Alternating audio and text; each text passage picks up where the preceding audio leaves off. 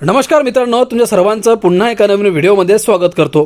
राज्यातील लाडक्या बहिणींसाठी एक अत्यंत आनंदाची बातमी समोर आलेली आहे। मित्रांनो, ती आनंदाची बातमी काय आहे तर बघा, लाभार्थी महिलांना मिळणार आता एकत्रित 3000 रुपये। मित्रांनो, हे 3000 रुपये कोणत्या लाडक्या बहिणींना मिळणार आहेत, किती तारखेपर्यंत मिळणार आहेत, संपूर्ण प्रोसेस आणि माहिती या व्हिडिओच्या माध्यमातून समजून घेणार आहोत।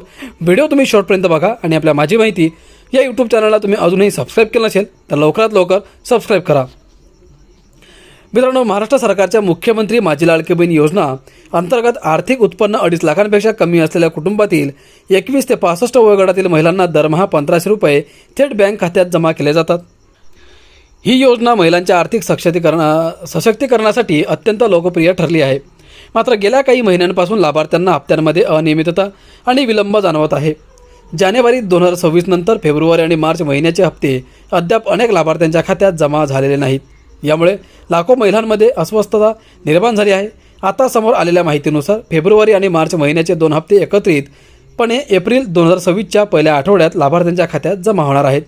यामुळे पात्र महिलांच्या बँक खात्यात एकदम 3000 जमा होण्याची शक्यता आहे। अपात्र महिलांचा लाभ बंद होणार। मित्रांनो, योजनेच्या सुरुवातीला अनेक अपात्र महिलांनीही लाभ घेतला होता, त्यामुळे सरकारने ई-केवायसी सक्तीची केली। सुरुवातीला 31 डिसेंबर 2025 पर्यंत मुदत देण्यात आली होती। मात्र केवायसी करताना काही तांत्रिक अडचुका झालेल्या महिलांसाठी दुरुस्तीची संधी देण्यात आली आहे। आता 31 मार्च 2026 पर्यंत ही मुदत देण्यात आली आहे। ही प्रक्रिया पूर्णपणे ऑनलाईन उपलब्ध आहे।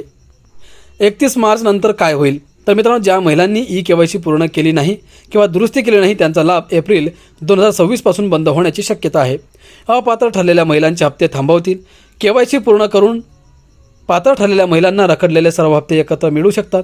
राज्याच्या अर्थसंकल्प 2026-27 मध्ये या योजनेसाठी भरीव तरतूद करण्यात आली आहे। मुख्यमंत्री देवेंद्र फडणवीस यांनी अर्थसंकल्प सादर करताना स्पष्ट केले की ही योजना कधीही बंद होणार नाही, ती चालूच राहील आणि महिलांच्या सशक्तीकरणासाठी कायम राहील।